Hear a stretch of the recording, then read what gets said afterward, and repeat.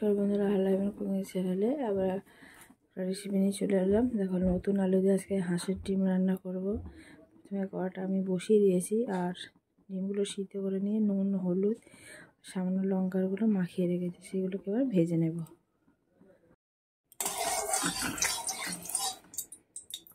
তেলটা গরম হয়ে গেছে, ডিমগুলোকে আমি ভেজে নিচ্ছি।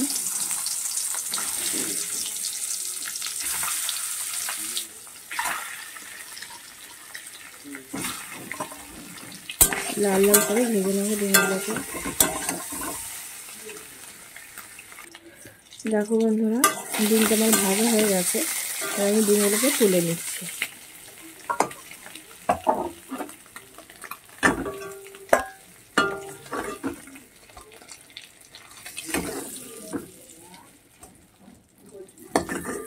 শীতকালে বন্ধুরা নতুন আলু দিয়ে ডিমের তরকারি খেতে খুবই ভালো লাগে, আর যদি সেটা হয় হাঁসের ডিম তো আরও দুর্দান্ত।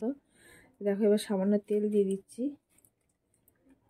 দিয়ে আমি আজকে একসঙ্গে রান্নাটা করব, পেঁয়াজ আলু একসঙ্গে দিয়ে। তেলটা গরম হয়ে গেলে আমি পেঁয়াজটা দিয়ে দেবো। দেখো, তেলটা গরম হয়ে গেছে, এবার আমি পেঁয়াজ কুচিয়ে রেখেছিলাম সেগুলোকে দিয়ে দিচ্ছি। মেনলি বন্ধুরা স্কুল যাওয়ার সময় খুব বেশি সময় থাকে না বলে একেবারেই বেশি রান্না করার চেষ্টা করি। আজকে তেমন কিছু রান্না করবো না, ডিমের তরকারি করবো। এবারে হচ্ছে আলু ভাতে দিয়েছি। দেখো, এবার পেঁয়াজটা আমি কিছুক্ষণ ভেজে নেবো, 30 সেকেন্ডের মতো, তারপরে কেটে রাখা আলুগুলোকে দিয়ে দেবো। পেঁয়াজটা ভাজা হয়ে গেছে, এবার আমি আলু দিয়ে দিচ্ছি। আলুগুলোকে একটু ভালো করে ভাজবো বন্ধুরা, যেহেতু নতুন আলু ভালো করে ভাজবো।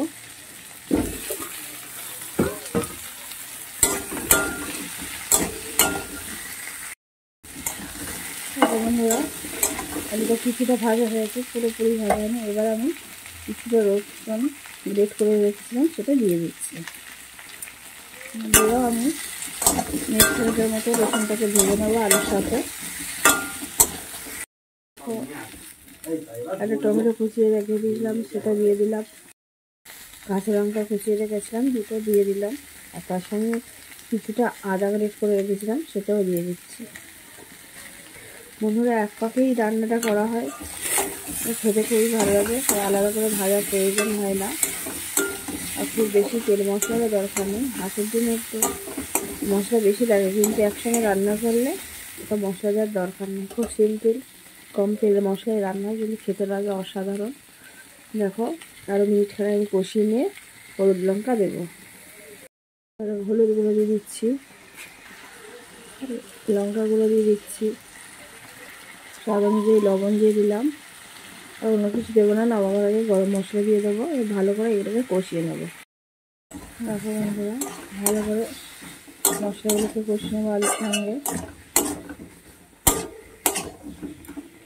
2-3 মিনিটের মতো ভালো করে কষাতে হবে, যাতে আলু পুরোপুরি মশলাটা সঙ্গে মিশে যায়। বন্ধুরা দেখো, কষানো হয়ে গেছে, জল দিয়ে দিচ্ছি। জল দিয়ে মিট ফার্স্টে ফোটাতে হবে, কারণ আলুগুলো সিদ্ধ হতে সময় লাগবে, যেহেতু নতুন আলু। দেখো, বেশি জল দেবো না, দিয়ে দিলাম। এবার ঢাকনা চাপা দেবো, 5 মিনিট পরে ফিরে আসছি। দেখো বন্ধুরা, 5 মিনিট পর ফিরে আমাকে আলু সিদ্ধ হয়ে গেছে অনেকটা। এবার ডিমগুলোকে দিয়ে দিচ্ছি। ডিমগুলো দেওয়ার পরে আরও মিনিট 3 ফুটিয়ে নেবো, নিয়ে আমার রেসিপি কমপ্লিট হয়ে যাবে। তো বন্ধুরা, নতুন আলু দিয়ে এই হাঁসের ডিমের রেসিপি যদি তোমাদের ভালো লেগে থাকে, অবশ্যই একটা লাইক করে দিও, কমেন্ট করে জানিও কেমন হয়েছে। আজকে ব্লগ আনতে পারলাম না, সময় নেই বলে।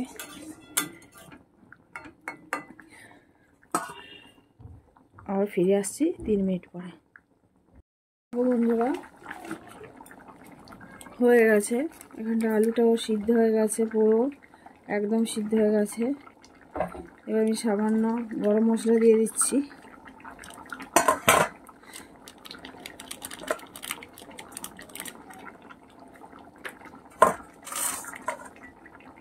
আর মশলা দিয়ে দিচ্ছি।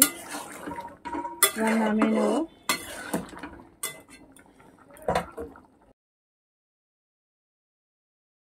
দেখো বন্ধুরা, কিছুটা ধনে পাতা কুচিয়ে দিয়েছি। এবার আমি নামিয়ে নিচ্ছি, হয়ে গেছে। আজকের রেসিপি আমার এই পর্যন্ত। আবার অন্য কোনো রেসিপি নিয়ে তোমাদের সামনে চলে আসবো। ততক্ষণ তোমরা ভালো থেকো, সুস্থ থেকো, আর পুরো ভিডিওগুলো দেখো বন্ধুরা, প্লিজ। ধন্যবাদ।